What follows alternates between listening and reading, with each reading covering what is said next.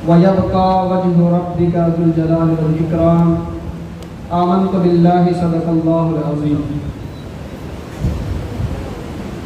ارشاد ربانی ہے کہ جتنی مخلوق ہے سب فنا ہو جائے گی، صرف تمہارے رب کی ذات باقی رہ جائے گی جو عظمت اور بزرگی کا مالک ہے اور احسان فرمانے والا ہے، جو عظمت اور بزرگی کا مالک ہے اور احسان فرمانے والا ہے۔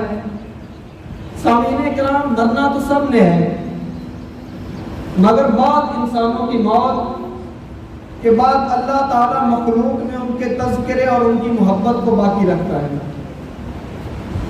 آپ دیکھ لیجئے کہ جتنے بھی بزرگان دین ہیں ان کو اس دنیا سے گئے صدیاں بیت گئی، لیکن آج بھی اگر ان کا تذکرہ کیا جائے تو ان کا فیض ہمیں محسوس آج بھی ہوتا ہے، ان کی روحانیت ہمیں آج بھی محسوس ہوتی ہے کہ وہ کہیں دور نہیں گئے، ہمارے پاس ہی ہیں۔ اور جس نے بھی دین کی خدمت کی ہے، اللہ تعالیٰ نے اس کے تذکرے لوگوں کے دلوں میں زندہ کر دیے، اللہ تعالیٰ نے اس کے دنیا میں تذکرے کر دیے۔ سامعین کرام، باطل کو جتنا ہی دبانے کی کوشش کیوں نہ کر لی جائے، وہ باقی رہتا ہے، اور جو باطل ہے اس کا کتنا ہی شور کیوں نہ ہو، بالآخر وہ مٹ جاتا ہے۔ کہ جو انسان دین کی خدمت کرے، مخلوق خدا کو نفع پہنچائے اور بھلائی کا ذریعہ بنے، اللہ تعالیٰ اس کے لیے بقائے ذکر عطا فرماتا ہے۔ سامعین کرام، ماہ ذوالقعدہ یعنی جو ابھی پیچھے اسلامی مہینہ گزرا ہے، اس مہینے میں ایک بر صغیر کے ایسے حکمران کا یوم ولادت اور وصال ہے کہ جس نے بر صغیر میں اسلامی شریعت نافذ کی۔ آپ نے تقریباً 50 سال تک پورے خطے کا مطلق العنان بادشاہ ہونے کے باوجود درویشانہ رنگ میں زندگی گزاری، شاندار زندگی گزاری، اور دین ملت کے لیے ایسے کارنامے سر انجام دیے کہ مسلمان آج بھی ان کا جب تذکرہ کرتے ہیں تو بڑے احترام کے ساتھ کرتے ہیں۔ سامعین اکرام، آج جب حکومت اور اقتدار کی لڑائی عروج پر ہے، عوام ان کی لڑائیوں کی سزائیں بھگت رہی ہے، تو عالمگیر علیہ رحمہ کی یاد بھی آتی ہے، اور شدت کے ساتھ ان کے اصول بادشاہی کی ضرورت محسوس ہوتی ہے۔ ہمیں ان کی ضرورت محسوس ہوتی ہے۔ تاریخ والوں نے لکھا ہے کہ اگر بر صغیر میں اورنگزیب عالمگیر علیہ رحمہ جیسے 2 بادشاہ اور ہو جاتے تو مسلمانوں کو انگریزوں کے خلاف طریقے پاکستان چلانے کی ضرورت نہ پڑتی۔ اور تاریخ والوں نے آپ کے بارے میں ایک حسین واقعہ لکھا ہے۔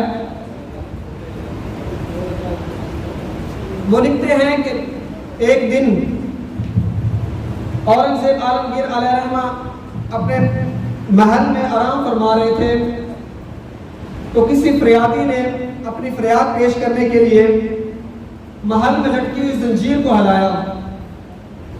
آپ نے اسے بلوایا کہ یہ کون ہے، تو جب اسے پیش کیا گیا تو پتہ چلا کہ وہ ایک عمر رسیدہ بیوہ خاتون ہے۔ اس نے فریاد کی کہ میں نے اپنی بیٹی کی منگنی ایک رشتہ دار سے کر دی ہے، اور مجھے معلوم ہوا ہے کہ گاؤں کے ذمہ دار کا بیٹا آج رات میری بیٹی کو لینے آ رہا ہے، اور میں کچھ نہیں کر سکتی۔ تو اسی وقت اورنگزیب عالمگیر علیہ رحمہ نے 2 تیز رفتار گھوڑے منگوائے، اپنے وزیر کو ساتھ لیا اور اس بیوہ کے گاؤں پہنچے۔ جا کر دیکھتے ہیں کہ ذمہ دار کے گنڈے اس گھر پر حملہ آور ہو رہے ہیں۔ آپ نے اور آپ کے وزیر نے خود ان گنڈوں کو مقابلہ کیا اور ان کو وہاں سے بھگایا، اور اس بیوہ کی بیٹی کو لیا اور راتوں رات محل پہنچے۔ اور اس بیٹی کو اس کی ماں کے حوالے کیا، اور آپ نے سرکاری خزانے سے 500 اشرفیاں اسے دی عورت کو۔ اور جب اس بیٹی کی شادی ہوئی تو عالمگیر علیہ الرحمہ نے خود اس شادی میں شرکت فرمائی، اور رہتی دنیا کے حکمرانوں کو یہ سلیقہ سکھا دیا کہ کسی مظلوم کی داد رسی کیسے کی جاتی ہے، اس کی فریاد کیسے سنی جاتی ہے۔ اور سرکاری خزانے کو اپنی ملکیت سمجھنے کے بجائے آپ نے اپنے ہاتھوں سے ٹوپیاں بنائی، اور آپ قرآن پاک کی کتابت فرمایا کرتے تھے، یعنی لکھا کرتے تھے۔ آپ کا جب وقت وصال آیا تو آپ نے وصیت کی کہ جو 4 روپے میرے ہیں، جو میں نے ٹوپیاں بنا کر کمائے ہیں، وہ میرے کفن دفن میں استعمال ہو جائیں، اور جو باقی میرے 5 روپے ہیں جو میں نے قرآن پاک کی کتابت سے کمائے ہیں، اسے غریبوں میں تقسیم کر دیا جائے۔ اور آپ دین اسلام سے اتنی محبت کیا کرتے تھے، آپ شاہی تخت کی بے پناہ مصروفیت کے باوجود آپ نے تخت سنبھالنے کے بعد 4 سال کے عرصے میں قرآن پاک کو حفظ کیا، اور بے پناہ مصروفیت کے باوجود شاہ ہند کا رتبہ رکھنے والے آپ ہمیشہ باوضو رہتے، نماز پنجگانہ آپ باجماعت مسجد میں ادا فرمایا کرتے ہیں، اور ہمارے پاس معاذ اللہ یہ کہہ دیتے ہیں کہ نماز کے لیے ٹائم نہیں ہے۔ آپ بادشاہ ہونے کے باوجود آپ نے حفظ کیا، اور ہمارے پاس تلاوت قرآن پاک پڑھنے کے لیے ٹائم نہیں ہے۔ آپ نے دین اسلام سے اتنی محبت کی کہ زندگی کے آخری ایام میں آپ نے دوبارہ بخاری شریف کو مکمل پڑھا، اور ہمارا حال یہ ہے کہ ہم فرض علوم کی طرف توجہ نہیں دے رہے ہیں۔ تو دعا ہے، تو اس کے بعد دعا ہے کہ اللہ تعالیٰ ہمیں اورنگزیب عالمگیر جیسا ایک اور حکمران بادشاہ عطا فرما دے، اور ہمیں ان کے اصولوں پر چلنے کی اللہ تعالیٰ توفیق عطا فرمائے۔